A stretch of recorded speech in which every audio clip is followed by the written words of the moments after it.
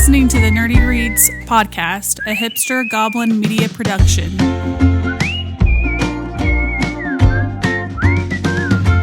Welcome to the Nerdy Reads podcast. We read nerdy stuff such as sci-fi, fantasy books, comics, manga, and horror. We also discuss all other nerd things from around the globe. Today, we continue our journey through The Bright Sword by Lev Grossman. Many of the knights get special gifts. Some have eagle eyes that help them see great distances. Some can leap high distances in a single bound. And it is rumored that our boy Lancelot never has to take a slam. We'll get into more of that here in just a bit, and we will take a trip into the New Stuff Cafe where Robert and Keyton are trying a very interesting item from Nothing Bundt Cakes. We will also have some book happenings, nerdy news, and a lot of fun along the way. I am one of your hosts, Sir Longbeard, for as long as we're reading this book anyway, and with me is my comrade, the noble knight, Sir Daddy of Bojangles. Well met, good sir.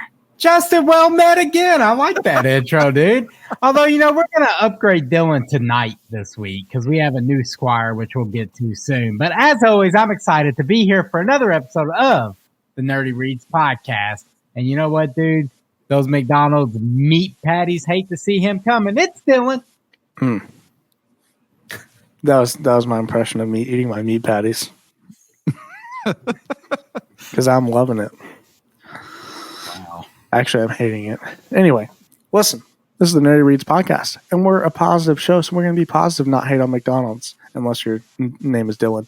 But with us, we have a very special guest this week. I had to pull him from the realms of King Arthur and away from the Knights of the Round Table, and it is my good sir, Keyton.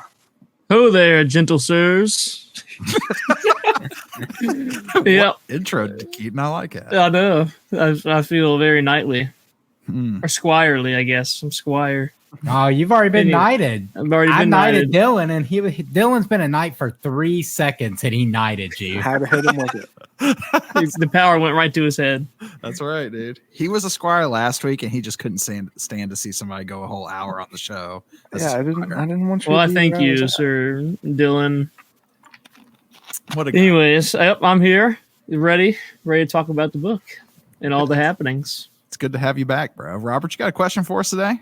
I do, guys. So I just went and watched the new Alien movie, Alien Romulus, and I thought it was fantastic. And I saw there's a preview for Alien Earth, a TV show. And I'm like, okay, I don't watch a whole lot of TV these days. I wonder if you guys do. So what's your current favorite TV show? New or old, something you're watching right now? So I also don't watch very much TV, but on Netflix, they just came out with the 4th season of The Umbrella Academy. And so that's, it's about this academy of like these kids that got weird powers and they all grew up and they still got their powers and it's all a bunch of crazy stuff, but it's really good. So if you haven't seen it, go check it out. They got 4 seasons out now on Netflix. Dang. So I have 2 answers for this. If I'm by myself, it's something like Kaiju number 8. Because Maggie will not watch anime with me. So I usually watch something like that. But the other thing, the thing that we just started watching is I used to be obsessed with the show Daredevil that was on Netflix. And now I was like, Maggie, you need to watch this. You need to see this. It's one of the best, to me, it's still one of the best Marvel shows that ever dropped. Hands down, period. So we started watching Daredevil again. That show holds up. I definitely agree. Daredevil is up there. When it comes to TV shows, I have so many favorites. Acolyte? Like, it really, no. Andor? Acolyte got canceled, by the way. Anyway, we'll talk about that later. Listen. We knew. There's so many TV shows. Like, it depends on my mood. Like, one day, it's Teen Wolf. The next, it's Arrow. The next, it's One Tree Hill. The next, it's Sons of Anarchy. Okay, there's so many solid TV shows out there. Daredevil, that's another great one that Justin mentioned. But those are probably like my top 5. Dude, you got range. The Flash. The Flash is great too. Oh man, you just went all over the place. You did. It's range, dude. We were over at one of my wife's friend's house over the weekend, and this guy was like, "Hey man, have you ever seen What We Do in the Shadows?" And he turned it on, and I watched one episode. Immediately came home and watched 2 more. It's like a documentary Office style, that mockumentary style video, but it follows vampires. and it's got Monty Python style humor throughout the show. Like, it's been a long time since I've watched a sitcom and actually laughed at it, and it's like funny throughout the whole episode. Highly recommend it. Can't get enough of it. That's what I'm on right now. All right, guys, it's time for some book happenings. Guys, if you remember, we like to mix this little part of the segment up. Sometimes we do a comic corner, manga madness. We do a nerdy read reviews. Today, we're going to talk a few things happening in the book world. The first thing we're going to talk about is in the comic book world. It's called Helverine, Blazes of Fiery Future. And so really we just wanted to bring this one up. This is a debut, and it kind of dropped when Ghost Rider Wolverine Weapons of Vengeance started as a crossover. Logan's son, Akihiro, formerly known as Dagon, took over the mantle in a 4-issue Helverine limited series. After he took over that series, it was so wildly popular that now it is getting a continuation and a more consistent release. And so it's Hellfire fueled claw slashing action in the mighty Marvel manner as Helverine blazes a new path across the Marvel universe. And it turns Wolverine into a killing machine, but Logan is no stranger to caging the beast within his soul, and the demon learned his heroic ways. Now it's resurrected Akihiro, and two must learn to live as one. The Helverine, but they can't do it alone. Enter Doctor Strange. So you're going to have some things. Wolverine and Robert, one of your favorites, Doctor Strange, is going to be in this thing. So there you go. Next, we have some big news for fans of the Witcher books. The author has reported that the next entry is done. So there you go. The next entry is done. He casually mentions it in an interview this week that it took him 2 years to finish the story. And if the book released today, it would be the first new book from the Witcher series in 11 years, following the prequel story, Season of Storms. So this next book will be similar to that one in the sense that it's yet another standalone entry, while canon, the rest of the series, it isn't part of the main Witcher saga. Instead, this one will be focused entirely on Geralt. So there you go. Crime, we haven't covered those books on this here podcast. The world building in those books is just amazing. I mean, we've talked about it several times about covering one of these. You never know, dude. We might get to it. There's a short story book of this. Maybe we'll do another short story book club. You know? Heck yeah. All right. Last but certainly not least, for all of our friends who are fans of manga, we have Shonen Jump's biggest series creators unite for a new battle action hit of the next generation. On August 5th, 2024, Weekly Shonen Jump published the final chapter of My Hero Academia, marking an end to one of the publication's most beloved and successful works. On the heels of the series conclusion, Shonen Jump has teamed up with My Hero Academia creator and 3 other popular manga authors to track down the artist who will be the group's next rising star. Via its manga award portal site, Shonen Jump recently announced that it will be holding a one-time manga competition called Jump Next Generation Battle Manga Award, which it describes as a contest to find the talent that will usher in a new era of Jump's classic battle manga. Until January 2025, artists who submit an original manga story with a battle theme will have an opportunity to have their work published one of Shonen Jump's popular manga anthologies. The panel of judges are people from My Hero Academia, some Bleach, Jujutsu Kaisen, and Black Clover. So these four of these guys they have cemented Shonen Jump's legacy as one of Japan's biggest action manga publishers. Both amateur and professional artists are encouraged to enter. I thought that was pretty cool. Yeah, dude, I think that's awesome. They're giving a little guy a shot. Somebody, who knows, man? Some random dude just drawing comics could make the next Goku. They're entering their tournament arc.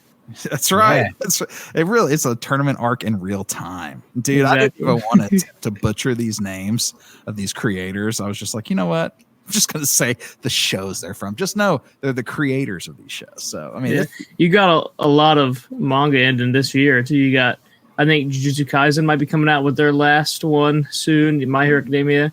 But then you also have Hunter x Hunter coming back soon, I think. Yeah. When is that? That's like September, I think. I think so, yeah. For 10 chapters. Is that it? And it's ending also? Or is it 10 I'm not sure exactly, but that one could end, though.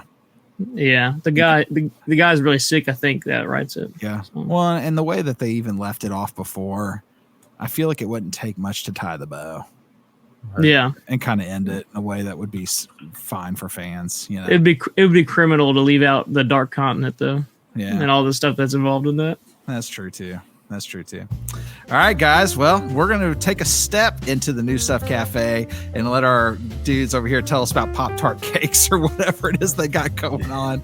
We have some fun games too that we're going to do in just a moment. So we'll be right back.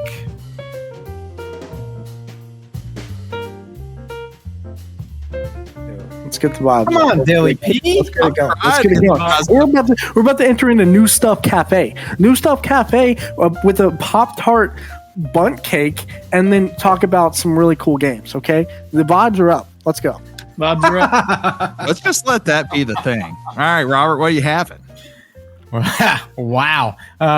So, guys, we have in front of us today from Nothing Bundt Cake, a Pop-Tart strawberry cake. And for those of you that don't know, Nothing Bundt Cake was founded in 1997 by Dina and Debbie in their home kitchens. These two ladies just started making cakes, and now today they have 500 bakery locations in over 40 states in America. If you've never had one of these things before, they're like little bites of heaven. I encourage you to do so. I've yet to have a bad one. This is my first time having one. Oh, your first time. Well, dude, welcome. You're welcome. So this one's kind of strange because it's got Pop-Tart on it. What a weird way to ruin a cake, but it comes in this nice little packaging, Pop-Tart logo. And they even put a little baby Pop-Tart in the middle of this thing, if I can get it on the camera there. And my camera's not. One of those Pop-Tart bites. Oh, yeah, it is. Yeah. And then so inside is Nothing Bundt Cake's signature strawberry sponge, but they put Pop-Tart pieces in the cake as well. Nice. And this thing cost me about $7, I believe, and they're only around until September 1st. So if you want to try it, you have a very limited time to get out there. Those are some of the Pop-Tart pieces there at the bottom. The only thing I remember about this store is we went to watch, actually, Dylan, I think you were with me. My one time I ventured into this place. Oh, yeah. Yeah, dude. We were going to go see The Ghost Inside. So we were going to a hardcore show. And before we did, our friend Blake, who is on the Optic Blast broadcast, we haven't plugged that. Shout out. Calls me and goes, "Hey, dude, before you come to my house, can you go to Nothing Bundt Cakes and get me a red velvet cake?" And we get there and we're like, "All right, man, what size of cake do you want or whatever?" Just go ahead and get the biggest one, bro. That big cake was what? It was like $49.95 for a little like, yeah, dude. I mean, they're proud of it. They have a reason to be proud of it. This is delicious. Yeah, it's amazing. It's amazing. Oh, we're getting amazing and delicious. The little Pop-Tart pieces inside the cake give you this little nice texture crunch that I wasn't expecting, and I'm happy. I'm going to eat this whole cake. Is that cake? I might also eat the whole cake. Do they have just the small ones, or can you get the? This is the only way you can get this one is the personal size. So they don't have it in the mini ones, and they don't have it in the big ones. You can only get this one in this specific size. My wife did tell me before recording, if I threw this away before she got to try it, I could go ahead and put our marriage license in the trash with it. So I'll make sure to save her a bite. But this is delicious. Highly recommend. 10 out of 10. I second that. 10 out of 10.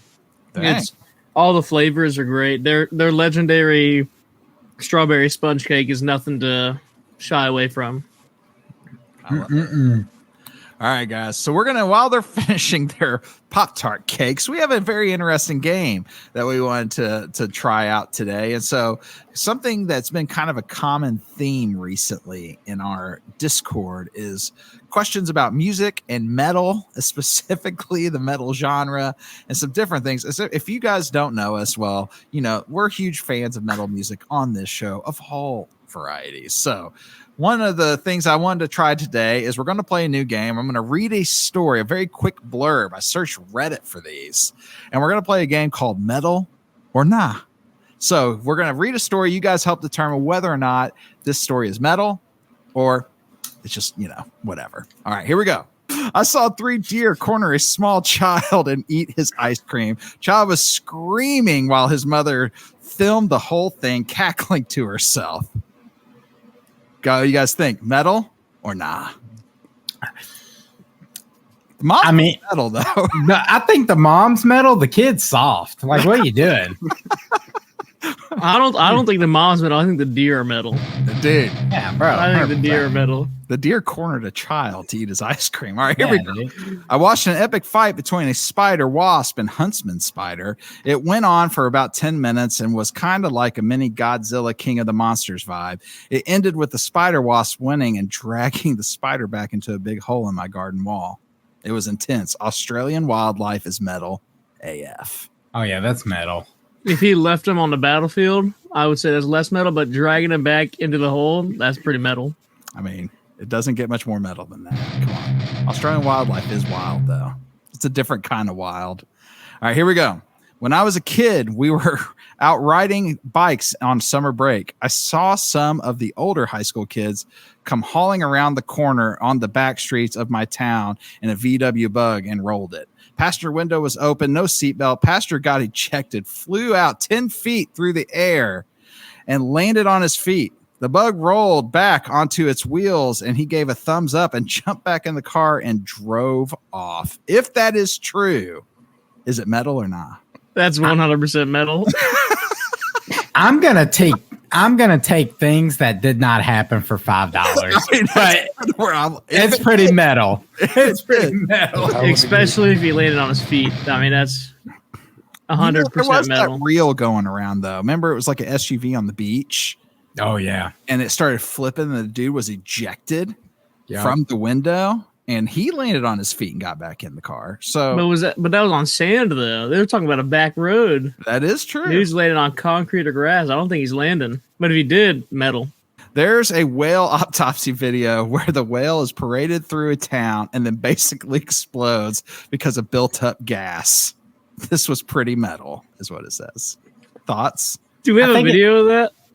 Oh wow! We gotta find it if it's true. Why was the whale being paraded through the town? That part's not metal. Yeah, that's just animal cruelty. I know. And then the vegan on the show, find the video. I gotta find this. Dude. I gotta find this whale exploding. I mean, if people got splattered, that's metal. Oh, yeah. The whale exploding to exact its revenge, that is metal. Well, here's the thing, though. If it's getting paraded through, it might have been a beached whale, meaning it may have been dead already, and they're just like, hey. It definitely sounds like it was dead already if it was, decomposed enough to explode. Well, either way, even if it's a beached whale, that's still not metal because it's not like they killed it. I want to know how they're parading it. Blew up and exploded, blood and guts all over everyone. That's metal. That's metal. I want to know how they are parading it around a huge whale. I don't know. They probably had it on a trailer with like a semi truck or two. All right, we gotta find the video, guys. We gotta find if that's true. Last but certainly not least, bro. Steve Irwin wrestles a croc back into the river. Metal. Stands up. Yeah. And looks at his hand and says, "Crikey, I dislocated my finger." Grabs his finger and pops it back into place and then double takes and says, "Wait, never mind. It's broken." Steve Irwin's just metal. Dude, he's so metal. Yeah, come on. This is metal, dude. So did you find the video, bro? I didn't find that video, but I found a video of a whale exploding. And if this is what happened around people, it's pretty metal. Throw it up, bro. For our visual viewers, if you're not a visual viewer, we'll try to give you a parental advisor. You should go watch and subscribe to the YouTube just so you can watch this. Yeah, there you go. Apparently, this is some legendary story. Look at that, dude! It just metal. blew up. That's like a bomb going off.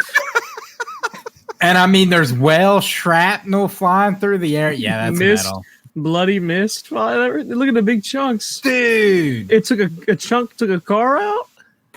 Man, let's just admit, dude. Wow, that's crazy, bro. Hold up, dude. I mean, we're not going to throw this up, but literally, I typed this in, and there's the exploding whale compilation. So apparently, like, there's enough videos of whales exploding where you can go watch a compilation of these bad Well, boys. you know what? New fear unlocked. Well, dude, it's not like we live in a town where there's just whales. Where this could happen. You never know. It's true. All right, guys, give us just a few minutes. We'll be right back. We're excited because we're going into round 2 of the Bright Sword here in just a moment.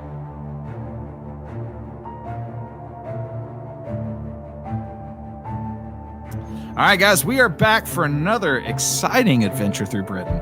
We continue our book club of The Bright Sword by Lev Grossman. If you want the author bio, well, I highly encourage you to go back and watch last week to get all of that information. But for now, we're going to keep this thing moving. Robert, give us a quick reminder of where we are at. So previously we read chapters 1 through 7. We were introduced to our protagonist, Collum. He wanted to be knighted by King Arthur and become a knight of the Round Table. He fights an unnamed knight to the death, who many of us on this show predicted is Lancelot himself. Collum meets a fairy woman at the end who gives him a prophecy, and when Collum arrives in Camelot, he finds out that King Arthur is dead, and all that remains of the knights is a small order of lesser important characters. We get a bit of backstory into Bedivere, Arthur's right-hand man, who was in love with Arthur but knew it would never be returned, so he vowed to serve Arthur as his protector. And then the knights gathered around the table and prayed for a miracle so they could begin a new quest, which led to the wall of the hall disappearing and revealing a vast dark forest. Yes, and in case you don't remember, this in here is tagged fantasy. It's retellings, mythology, historical fantasy, science fiction fantasy. And, you know, we've been seeing some magic here in these last few chapters. So, yeah, dude, I did enjoy that. I like the way the magic has been working in this world. It's trippy. Like you alluded to at the top of the show, some of the knights get powers and they kind of go into that. But one thing, I'm a fan of the backstories, like getting the history and the characters. And in those chapters, I like learning more about these lesser known Knights of the Round Table. I didn't like it so much when I was like, man, this wall revealed. What is in this wall? What is coming out of that forest? But then I get Bedivere Part 3 before I get to find out what's coming out of the forest. Yeah. Yeah, I second that. I enjoy the backstories. Definitely. We've only had, counting this section and last week's, we've only had Bedivere and now Palamedes. But so far, it's great because it introduces these guys as like the dregs of the Round Table. Like they're the less known guys. The people who are just there. Yeah, and it's introducing them, and they're like they got to step up to the occasion, and you get to figure out and find out who they are. So I think that's really cool. Well, one thing I think is really cool about that is even though they are those lesser knowns, there's still so much respect on their name in this book. Like, I mean, they're still bad, like they're still knights and they're metal. Yeah, they're metal, bro. They're metal. Yeah. Like they earn their spot at the Round Table, and I think even when Collum first got to, and we talked about this last week a little, but when he first got to Camelot, it felt as if like when you started meeting these knights and they're talking about, well, we're the low of the low, kind of thing. I'm like, oh, well, here we go. I wasn't sure what to expect from them. I was kind of thinking they were going to be, because they talked down on themselves. I thought it was kind of going to be like a clown show, but these dudes are still bad. I mean, they're still going out and doing the thing. So yeah, they still make every other knight or person they come across seem like insignificant. Oh yeah, 100%. So before I dive more into this, Dylan, did you read these chapters? Or are you caught up with us? Listen, I'm on chapter 8. Hey, you made. I'm a little behind. Hey, bro. All right, dude. So this chapter sees Bedivere and Arthur go on the quest for the Red Knight. They go to a four-gated castle. Arthur has to fight a knight made out of blue flame. It was a really cool chapter. I love the magic that exists in this world. I like Bedivere, like coaching Arthur from the sidelines in the fight. And then they go in the castle. They meet a woman and a man, and there was another cool story there as well. Yeah, the Blue Flame Knights, what do they call them? The Flame Brothers or whatever. Yeah, and There's 4 of them. They all guarded one of the gates. I really think because it says, Arthur cuts one of them, cuts the guard in the neck, and it just starts spewing out fire and like superheated fire, and he burns his face. So that's really cool. The magic is, like you said, the magic is really cool. And the other part is that, which we'll probably get into it with the people inside the castle, is a lot of the magic has to do with curses too. Like people being cursed comes up a lot too, which is, I feel like, a part of magic that you don't see a lot. I think the thing the magic in this that I like is that it's not like super over the top. It almost feels a little Lord of the Rings, EverQuest kind of vibes where, you go in, there is magic, there is mystical things that happen, but it's not like crazy. Like it's not like every corner is like a mystical beasts and all that kind of stuff. It feels very, I don't know, realistic would not be the right word, but it just feels very well done and feels tasteful. Like it's placed in moments where it feels like it should be. And like the Flame Bros were really cool.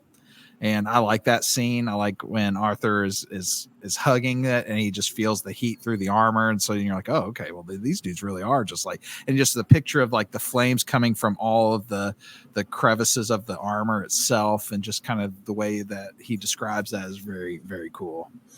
Yeah, I think mentioning the curses like Keyton brought up, the curse in this was like the land is dead, it's desolate because King Bran of this castle picked up the spear that was said to pierce Jesus. Mm-hmm. And when he picked the spear up, it turned on him and pierced both his legs and just, I guess it left him for dead. And his kids were looking for Arthur to like heal him. And Arthur decided he was going to like try and pick up the spear, and him and Bedivere had a really cool back and forth there on like, why would God put a spear in front of a man that he cannot pick up? And then Arthur like couldn't heal the guy, so he started questioning his own purities. And that whole chapter and the things they went into with that, it was really, really cool. And ultimately it ended up with like Arthur kind of kills the king to get him out of his misery. And then he just strolls out of the castle like the G he is. Yeah, definitely. I really liked as they were leaving the castle, they were like, really, did we do the right thing? And Arthur, it really, just like you said, in Bedivere's, you get a different look at Arthur and like his emotions and just how he is, away from being a knight, because Bedivere and him are like, best friends, maybe not best friends, the closest friends, and so you get that deeper relationship. And then as they're leaving, you see it goes from this barren, desolate land, and then immediately, as they're going, everything, the land starts to grow back, and they hear birds and they see the stars again. And just, a part of that magic, just like kind of, Lev Grossman, he describes it in a really good way. I think the mystical and the fantastical stuff he does has to do with the magic. Yeah, and then I liked at the end, too, when Bedivere, he was, like, wondering what it would be like to look whole again, and the way Lev was describing, like, what was going on in his head, and the whole time he's pondering, like, he wishes he could be whole, and on one side of that, he would be whole if, like, Arthur would reciprocate the love he has for him, but then on the other part, he's looking at his missing arm while he's talking about it, too. So there's a lot of plays on things. It was a really, really stellar standout flashback chapter. Mm-hmm. I think that in this series of readings, I really, really like the character. I don't know if we're ready to go into this yet, but I'll just jump in. Is the Palamedes, I thought, was a really cool character. I like his backstory as well. Yeah. Where it came from. Kind of just seeing that he was like where his homeland, he was kind of like a forgotten son kind of vibe. And decides to go. Camelot's not what he expected it to be. And from what it sounds like, Camelot paled in comparison to his homeland, but and then it goes to talk to me, not only is his character cool, but then it goes on to build upon the legacy of Arthur, because even though he's saying like, hey, Camelot is okay, Even talking about the rose garden, you can walk through it in 15 steps, whereas they had like 150 acres of rose garden. He called Camelot a dump. He's like, this place is trash. Yeah. He did. Oh, yeah. And so he's talking about that. But then when he sees Arthur and he sees like the respect that he commands and the way that he leads and all these things, he's like, oh man, that's just like something I've never seen before. It's seen a person like this. And so not only does it start his character and obviously like he's a stellar knight himself, but then it just it continues to build upon the character of Arthur and who he is, and what kind of leader, what kind of king he was. Mm-hmm. Yeah. I like how in Palamedes' backstory, it talks about the giant silver tree that they have and where he's from.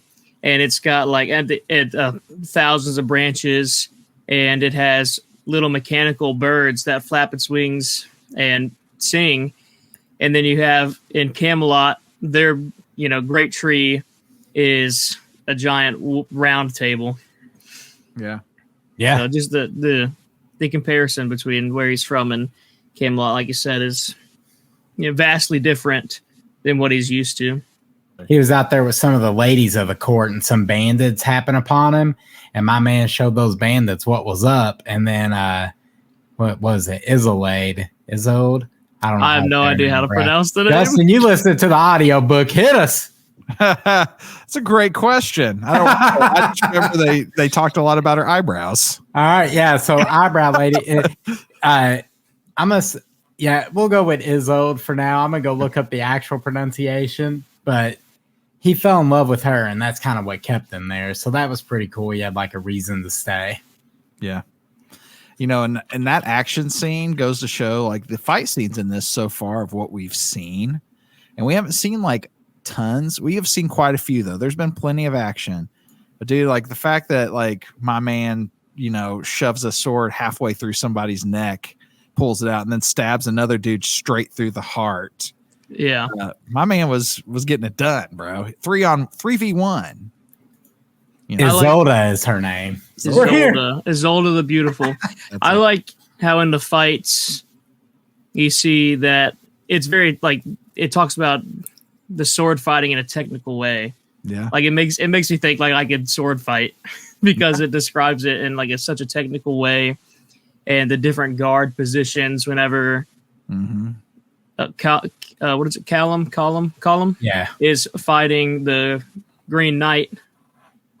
And whenever Palamedes fights some more on the jousting.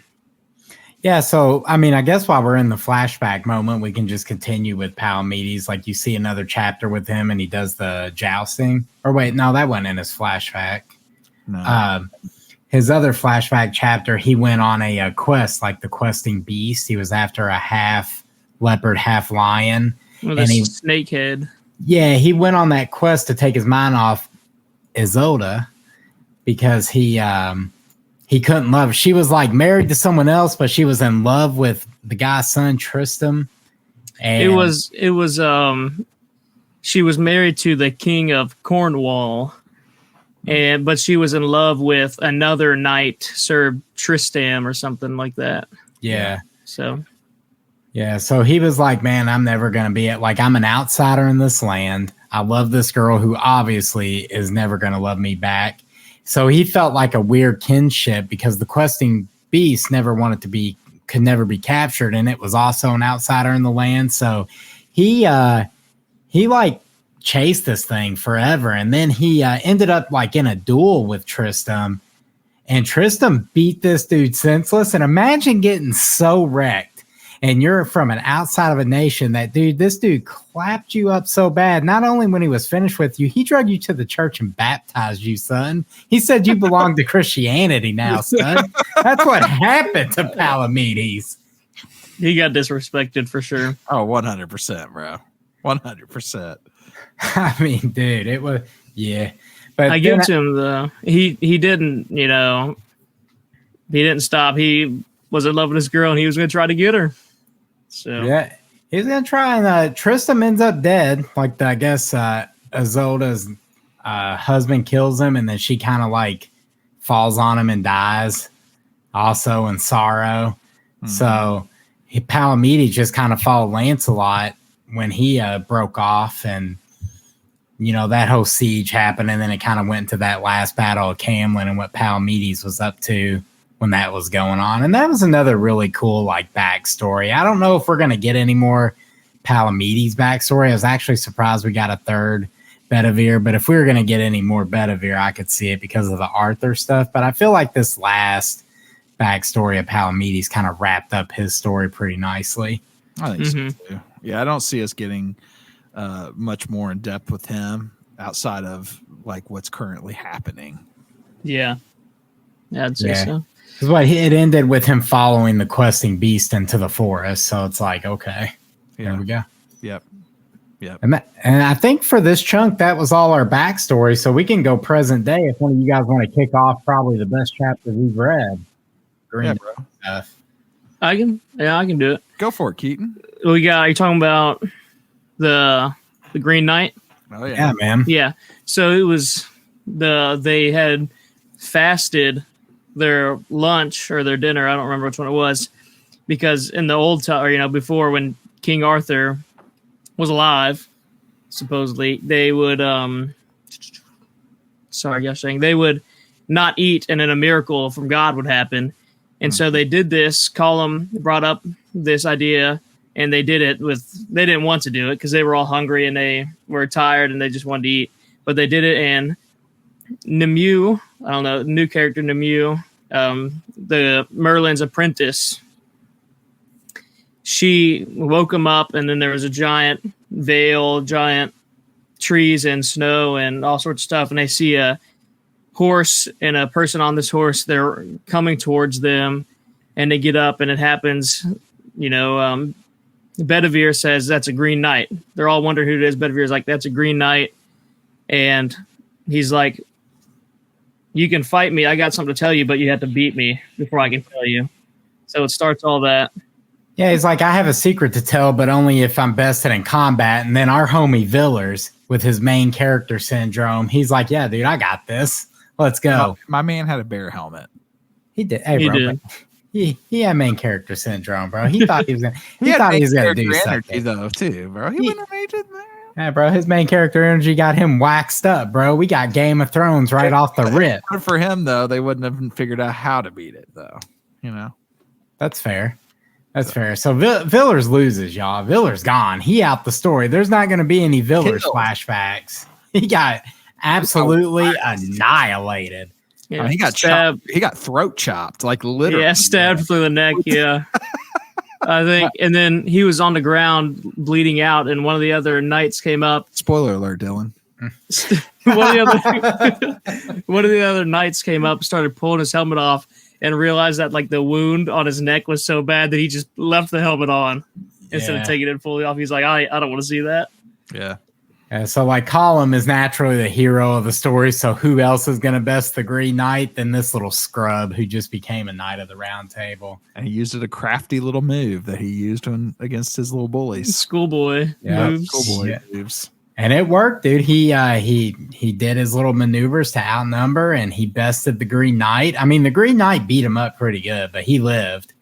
And then bruised his rib and then hit him in the shoulder. I dislocated his shoulder, maybe. Yeah, so the Green Knight reveals his secret, which the Green Knight's so cool, dude. When he took his helmet off, he's made out of leaves and twigs, and some kind of ferret is controlling him. And he's Groot, bro. Rocket and Groot. Yeah, dude. Hey, perfect. And from now on, he's Rocket and Groot. And Rocket and Groot. He lets everyone know, hey, one of the Knights of the Round Table still alive, one of the good ones, not one of you scrubs, a legit one. Yeah, exactly what he said too. That is exactly what he said. And that even comes into play a little bit more in chapter 14 too. And so the Knights are okay, well, we're gonna have to go on a quest to find this other knight. And Nimue lets them all know, because they're where's Merlin? And she's he's in a hill. I left him there. That's where he's at. He's chilling.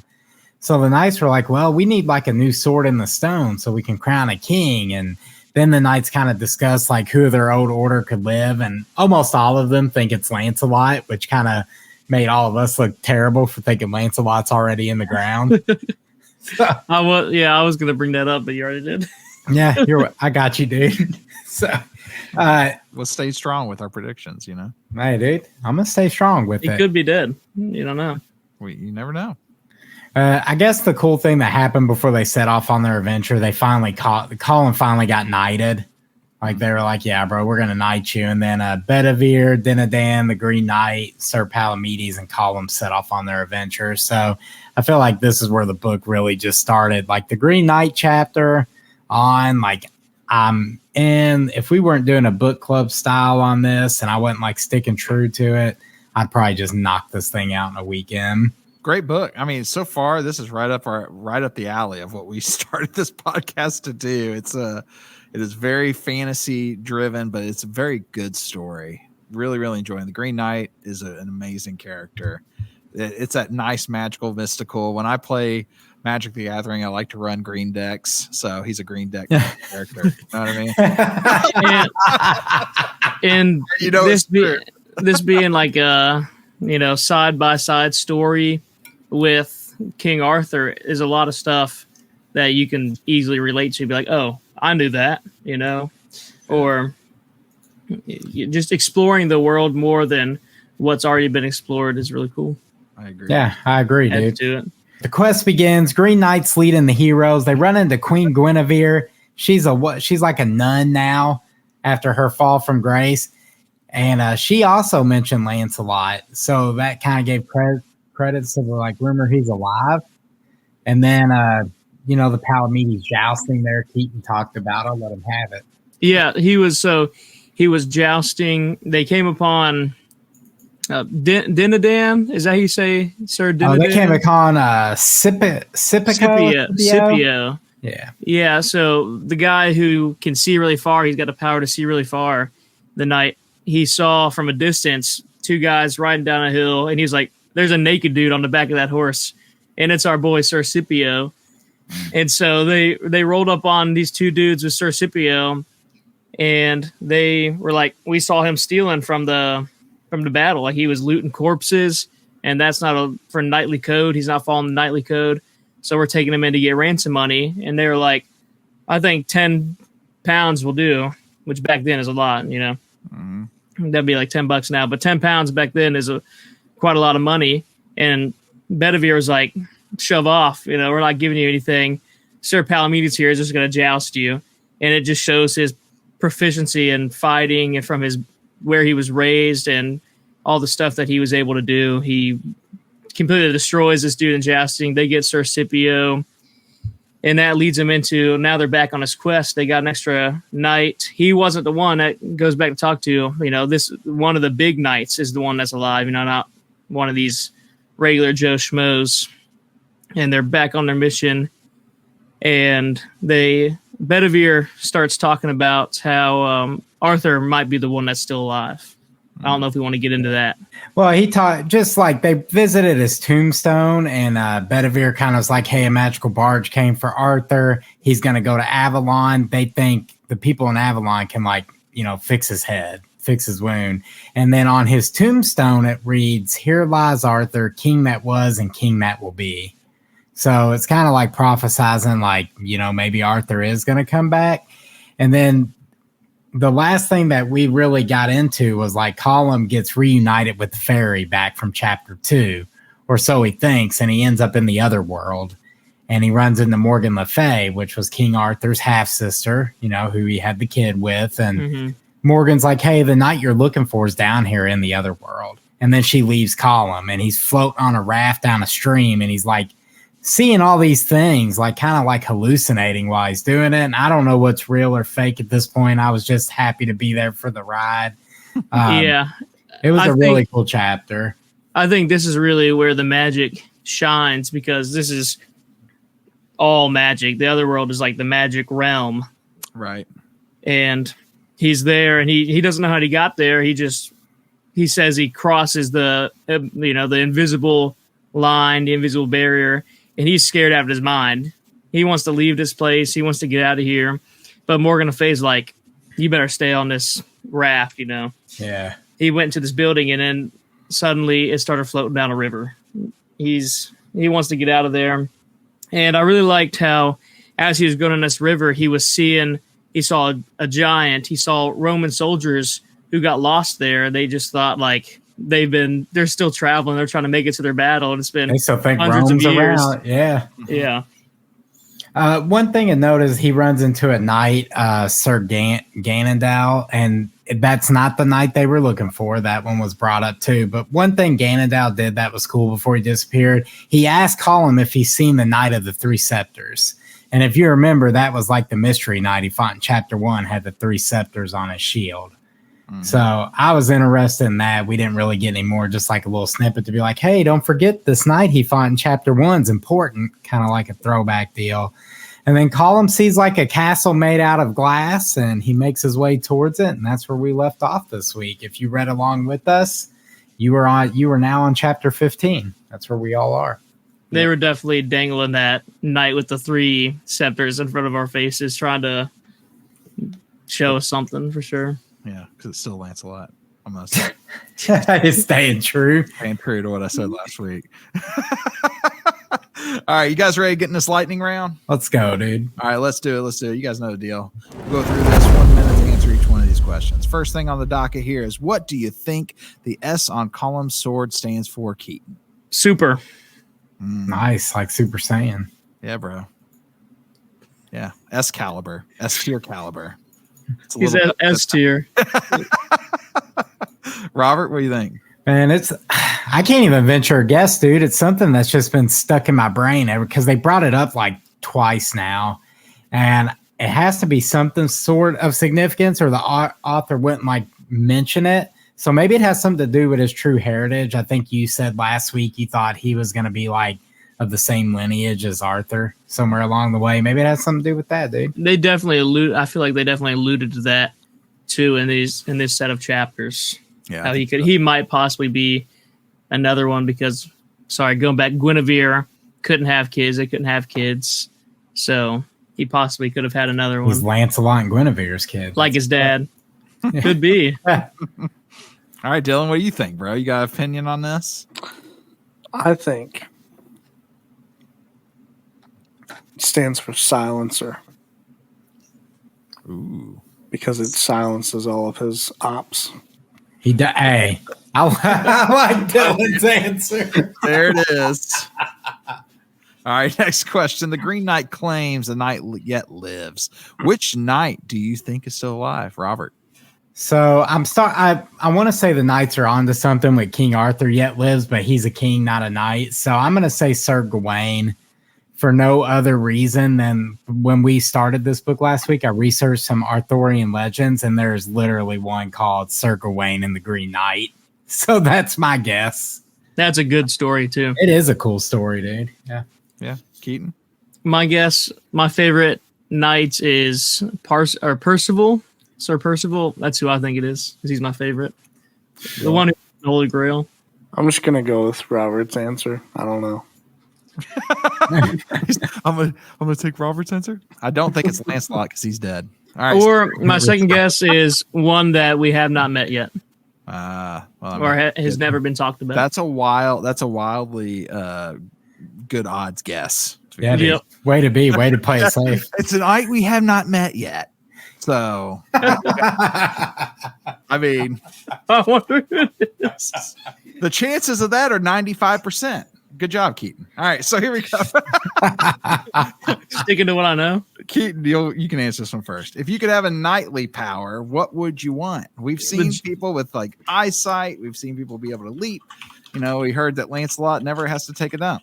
So if you could imagine that one of the knight's powers would be that they can use any weapon at an expert level. I think that would be mine. I think I'm taking Keaton's answer on this one. Dylan 2 for 2. 2 for 2. Dylan, please just take everybody's answer for the remainder of this. Robert? All right, bro, I'm going to go ahead and take Sir Galahad, because Sir Galahad was the best knight in the world. He was perfect. He was holy. He was the only one who got to actually hold the Holy Grail and ascend into heaven. I am Sir Galahad. Your knightly power is Sir Galahad. That's right. I'm perfect and holy. That's my power. I think of all the time you would save never having to take a slam. Sounds like a pretty good power. You know what I mean? Think of all the activities you could do if you didn't have to take slams. So, But does that mean you still don't feel like you have to? What if you feel like you really have to, but you can't? Bro, that's part of the power. Hey, bro, part of the carnivore diet, I only go like maybe once a day. And there's some information you didn't know you needed about Dylan. Robert, what do you think awaits Collum in the glass castle? Like once a day. You act like once a day is not like semi-normal. I mean, that's fairly normal. That's pretty normal. Dude, Dylan was sitting here eating ice cream for breakfast beforehand. I have two guesses for the glass castle. I think it's going to be a phantom form of King Arthur, like guiding him where to go next. Or it's going to be the knight that the Green Knight says is alive because Morgan Le Fay said, hey, he's down here. Kiwi? I think it is Morgan Le Fay in the castle. Yeah. Ooh. Yeah. That's good. That's good. All right, guys. As always, we need to have our last 3 words. We'll start with Robert. Sure. Dylan's bowel movements. So you go, Keyton. I haven't thought of, I didn't think about this at all. I got one. Rocket and Groot. Nice. Rocket and Groot. Dylan, what are yours? I didn't read. Duel me, coward. I'm not surprised. Nice. All right. So, guys, you know, something that we just wanted to kind of mention, and we may start this in the next couple of weeks anyway. We are going to start doing some bonus episodes on character profiles for some of these characters and knights and have some fun with that. So kind of be on the lookout for that. Kiwi, maybe you could take part in some of those, man. You know, That does sound fun. sounds like a good time. So we're Give me on for Percival. Oh, so we're having a lot of fun learning about some of these characters. We thought it'd be just fun to dig a little deeper and even have some fun questions along the way as far as that goes. So be on the lookout for that. This is part 2 of the Bright Sword, but you're not done yet. It's not time. We still have a little bit left here on the Nerdy Reads podcast, and some of your favorite moments are up ahead with Deep Hope. It's me. It's Dylan time. And Nerdy News. Give us just a second. We'll be right back. Let's do it, brother. So every time you tune into an episode of the Nerdy Reads podcast, you can expect some of the latest and greatest news from across the Nerdverse. And as always, we're kicking it off with the sighting of the week. And this week's sighting is brought to you by the one and only, the legendary Maggie Reinhart. Yeah. She's hot. So, Maggie, thank you for sending me the recommendation for the sighting this week. And this goes over some ex-Pentagon workers making some claims here. So I'm going to pull it up for you guys to kind of read and show you this article. So let me exit out this. I don't know what that woman's saying, but I don't really care. So as you can see, ex-Pentagon official claims U.S. has uncovered non-human specimens. So as you kind of read this article, it says former Pentagon insider Luis Elizondo says the Department of Defense has a spacecraft crash retrieval program and has recovered non-human species. And it kind of goes in to a little bit of detail as you kind of read through some of this stuff. So it says that this person, Lewis, reveals more than any Pentagon official has done before, naming the government agencies and aerospace companies he says possesses these alleged spacecraft things. The U.S. has been involved in the recovery of objects, vehicles of known or unknown origins that are neither from our country or any other foreign country that we are aware of. We, as a nation, have been interested in not only the vehicles themselves, but the occupants of these vehicles to include biological specimens. We are not alone. We are not alone in this universe, and it is a simple fact. The U.S. government has been aware of that for decades. And as you can see, the whole article just goes into more about this little interview that they had with this person about the apparent non-human specimens that are apparently these ex-Pentagon, or not ex-Pentagon, but the Pentagon and the U.S. government officials are hiding from us. Gentlemen, what are your thoughts? Aliens are real, brother. I'm on that train too. I think aliens are real. He actually, Luis Elizondo, he actually wrote a book called "The Inside the Pentagon's Hunt for UFOs Imminent," and he kind of details a lot of this stuff going on. It's pretty cool, dude. Yeah, The government's definitely hiding something. Oh yeah, 100%. Out of all the alien sightings, I mean, that we've had on the show, there's no denying that the government is hiding something. Oh yeah. Well, and this is just one of those things. I mean, the more of these guys that come out and say this, you know, and you've got former Pentagon employees, former military people coming out and saying some of these types of things, it just kind of continues to add to the credibility pile, you know, that something's going on. I'd like a petition to bring back the term UFO instead of UAP. Yeah. UFO is so much more fun. It is. I agree. But yeah, that's a great sighting. Oh yeah. Thanks, Dylan. Oh, yeah. I want to know why I send Dylan every once in a while sightings on TikTok. Never used one. Really? Have I not? I feel like I have. Dylan, I sent you a Bigfoot anyway, one earlier this week. He used one last week, and he You did? Really? I didn't see that. Dylan forgot sighting last week.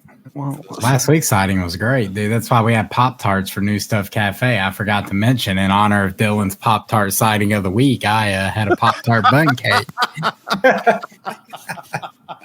sighting of the week last week was great. Okay. I don't know what you're talking about. That's a stretch, but all right.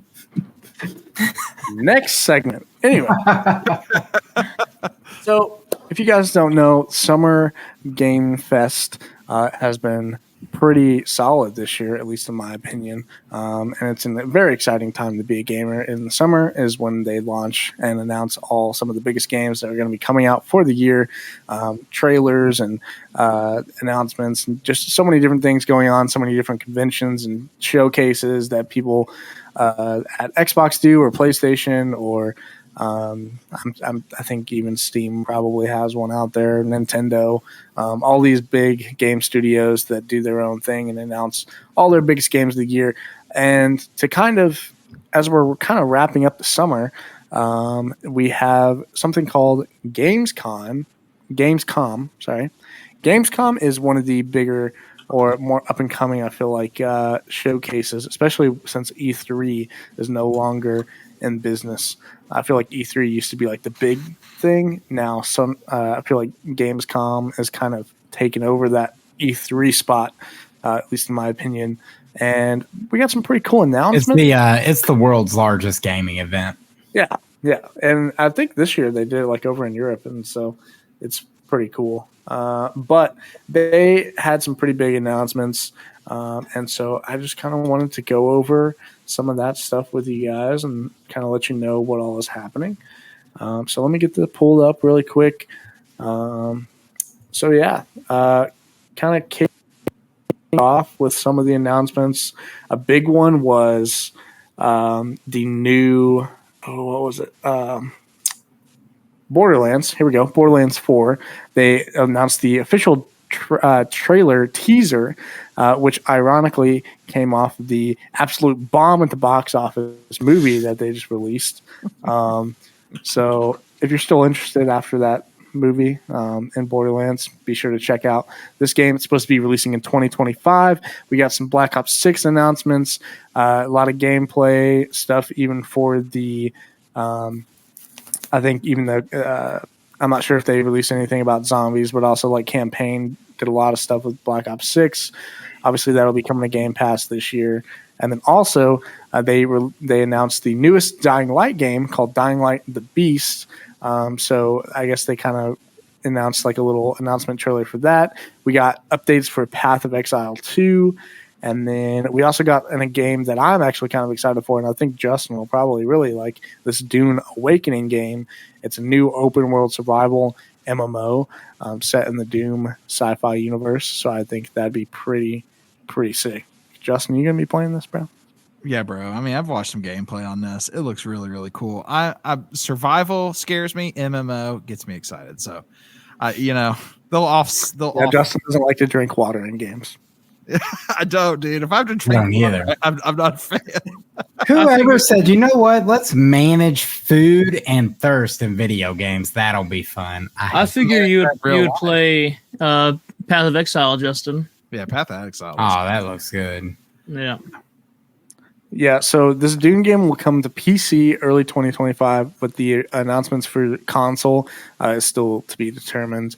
And then this is another game where I feel like you guys might know. What'd you say? I'm sorry. That means that Dune game's coming early access, early 2025, I feel like. Yeah, that game ain't coming out in 2025. That bad boy's coming out in 2026. Yeah, I feel like 2025 for PC just means it's going to be early access, so we're going to be playing a beta for like 4 or 5 years before. Shout out New World. Yeah, that sounds accurate. I'm not sure. I don't really know much about this game, but I feel like I've heard a lot about it. Genshin Impact. I feel like you guys know about it. I don't know. Robert and his wife are experts. Yeah, dude. Looking at this is actually triggering PTSD and making me want to open my wallet up. So next, you played Genshin Impact? A lot, a disgusting amount. Here we go.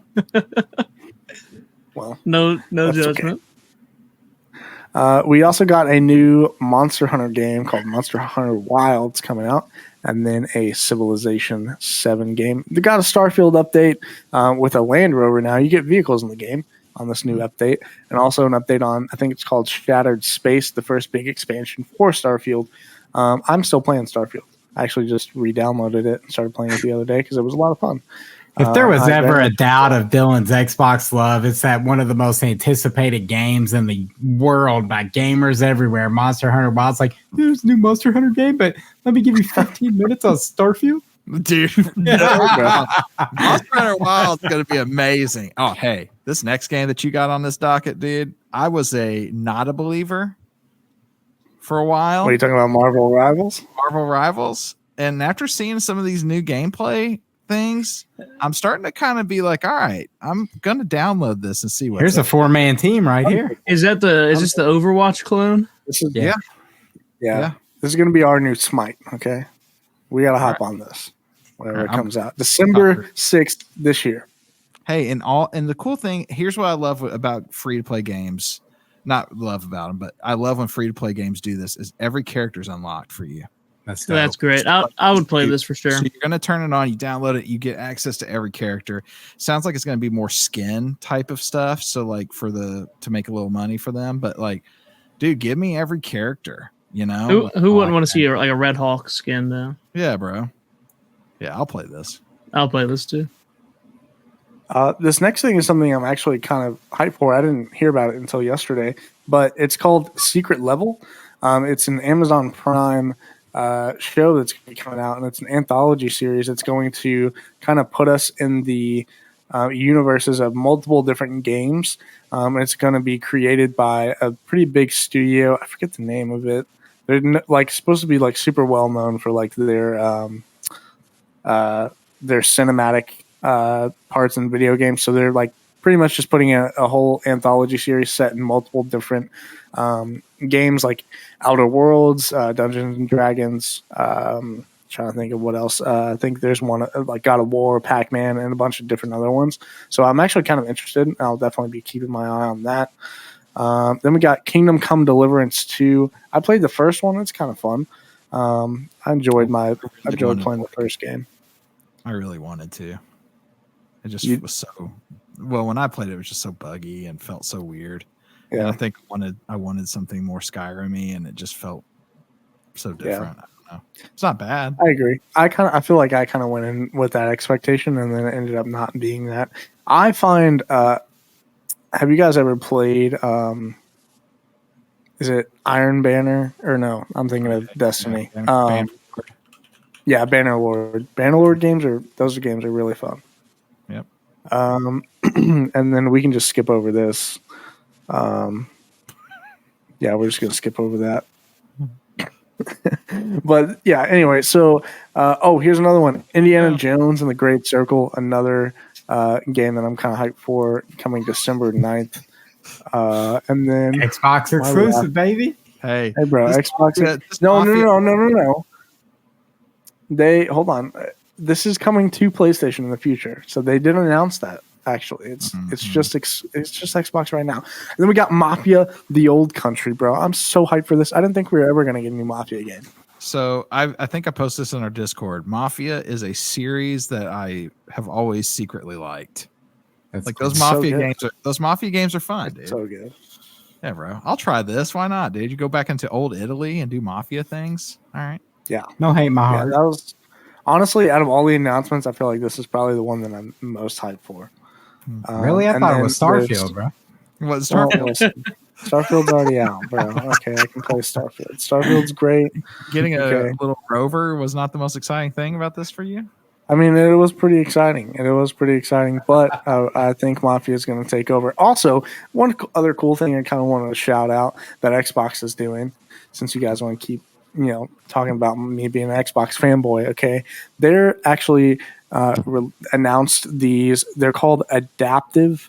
What are they called? Adaptive joysticks.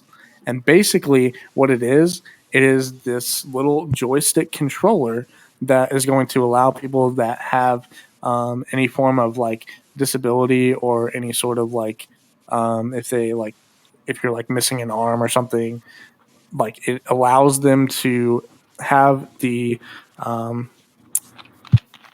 basically be able to use a controller. It's just one joystick. I don't have a picture of it. I didn't really prepare for that. I probably should have put one up here, but I thought it was pretty cool. They're just trying to make gaming accessible to anyone and everyone, and making it the easiest possible way. And I think that was pretty cool. That was something that they announced at Gamescom this year, and so that was pretty sick. That I personally thought was pretty cool. I think Xbox is really big on that.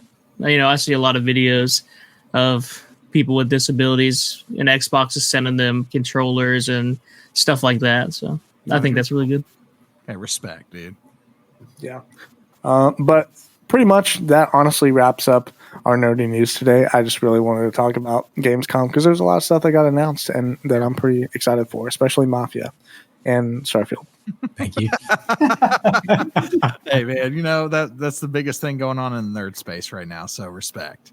All right, Robert, you know what time it is? Man, it's time for What's Hot. We here at the Nerdy Reads podcast can't read everything, so we bring you something popular around the bookverse, and this week it is Voyage of the Damned by Francis White. I should have been better prepared like Dylan. There it is.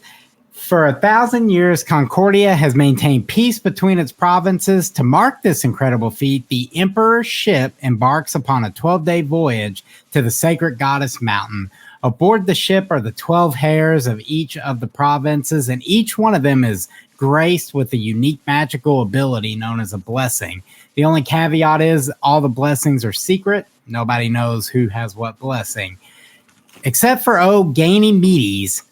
When an heir is murdered, everyone's a suspect, stuck at sea, surrounded by powerful people, and without a blessing to protect him, Ganymedes' odds of survival are slim.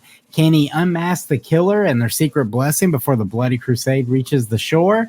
This one was wildly popular on TikTok in the UK. It's huge. There's a lot of pre-release buzz around this thing.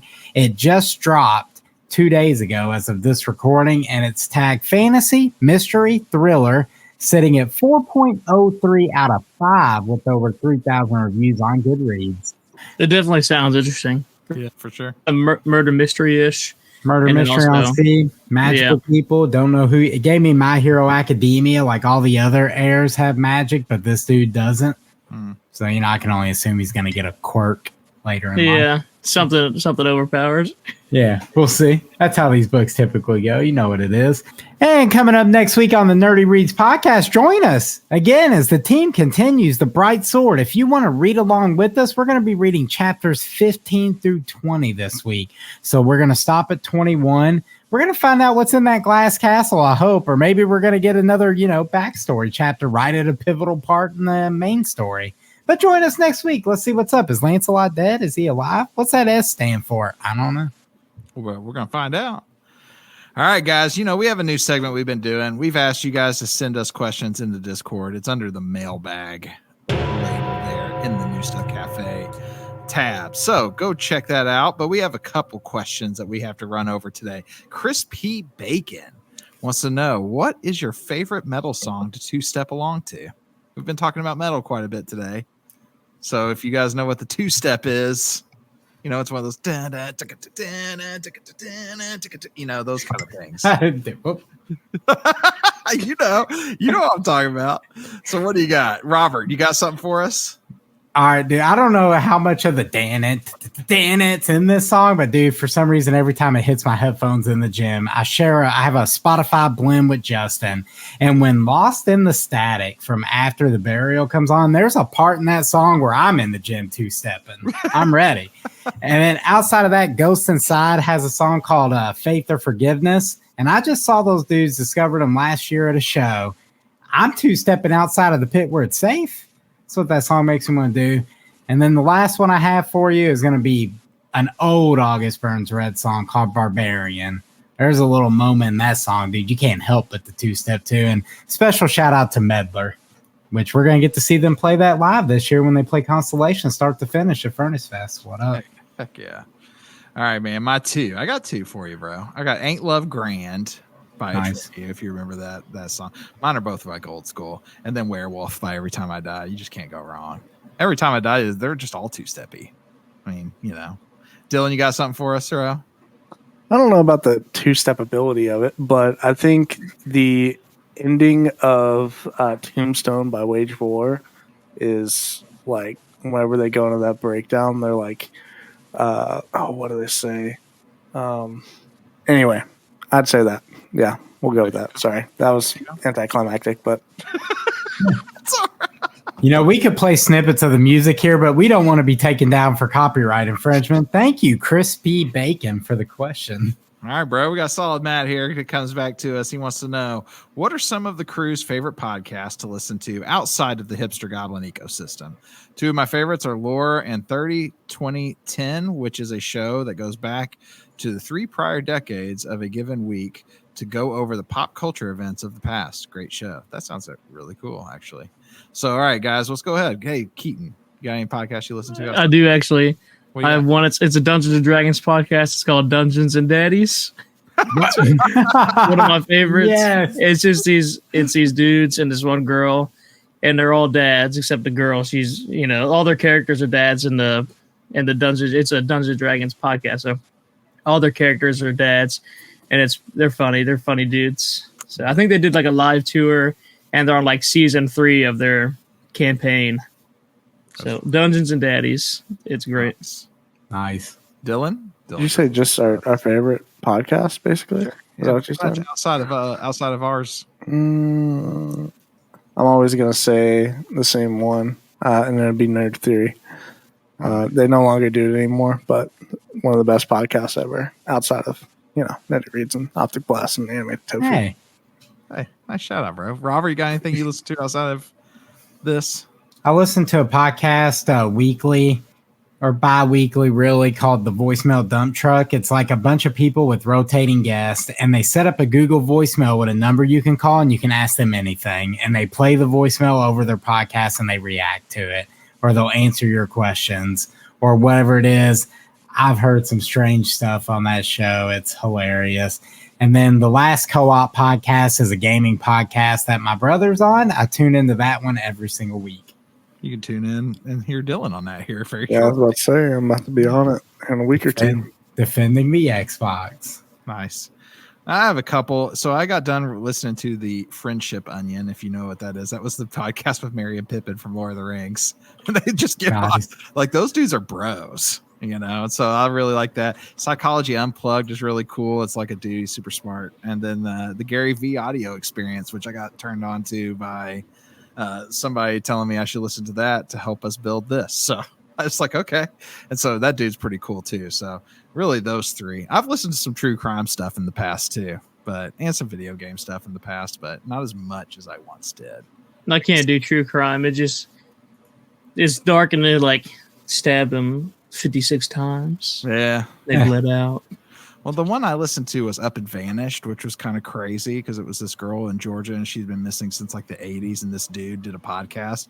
He basically uncovered a bunch of stuff and he helped solve the crime, which was that's good stuff. Which was actually, it was just crazy. But anyway, I digress. That is the end of today's episode of the Nerdy Reads podcast, where we did The Bright Sword Part 2. If you guys were reading along with us, if you aren't, it's not too late. And really, I know we've done a lot of spoilers, but man, we don't even know what's going on. So it's a perfect time to jump in, catch up, and jump in for next week's as we read through the next 5 chapters. Is that what you said, Robert? Yeah, we're going to read 15 through 20. Yep. And just a little good news real quick before we move into the rest of our closing things here. It's probably my last episode for at least a week or maybe 2, as I'm going to probably have a baby by the time I'm back on here. So this is my last episode as a father of 2. I will now be a father of 3. So looking forward to that. But I know these 3 dudes right here are going to hold it down. So looking forward to hearing what you guys got. Man. Congrats to you, dude. And for your sake and your kids' sake and everyone you hold dear, I hope you're not on this episode next week and Maggie's not still pregnant. I don't think they'll allow her to be pregnant. Okay. I think. I mean, I could be wrong about that. She might listen to this and then slap me and say, no, I can't be. So I don't know. She doesn't slap me, I promise. But anyway, so... Guys, we do have a lot of things going on with this podcast. We got a lot of things coming up. And like we said, we got some special episodes that we might be dropping in the next few weeks with some character profiles. If you have any questions that you want about some of these characters, man, send them to us. We'd love to touch base and kind of answer some of those on the podcast. So we are looking forward to that, and you want to keep up with it. So Robert, where can they find us? You can find us over on Facebook, Instagram, YouTube, like and subscribe, and Goodreads at the Nerdy Reads podcast. Yes, sir. Yes, sir. Keyton, thanks for being here today, bro. Of course. I'll always come on and talk about books. So it's just a shout out to the Nerd Reads podcast. I wouldn't have started reading books again probably if it wasn't for the Nerd Reads podcast. So, and now I've read these books recently. So man, that's really cool. And that's really always been our goal of the Nerd Reads podcast, is to get more people back in. Yeah, I spent a lot of money on books recently. Yeah, that's awesome, dude. Thanks for sharing that. We appreciate you being on the next few weeks. We appreciate you. So we cannot leave yet, though. It's not over. It's a lot of people's favorite part of the whole show. I hope you don't fast forward to this point. I hope you listen to some of the other stuff. But Watson, if you were going to fast forward to hear anything, it's probably this. It's the advice from our very own sweet baby Dylan. Hit it, bro. listen.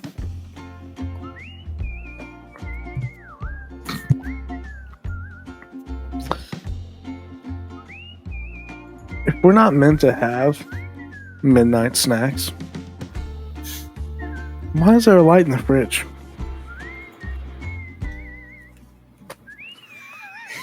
Asking the real questions here. I mean, that's the answers people need to know. I don't know how to answer that. You know what it reminds me of? That question reminds me of the... Hey, listen. Oh, that guy's great. Yeah, he's one of my Don't forget about the Dylan, that was a good one. That was a good one, Dylan. Dylan's getting more and more animated. And I like that you have the Motorola phone symbol on your t-shirt. All right, guys. Here's the Nerdy Reads podcast. We enjoy a good story. We believe that your story matters. So be good to each other and stay nerdy, our friends. Say bye, Dylan. Bye.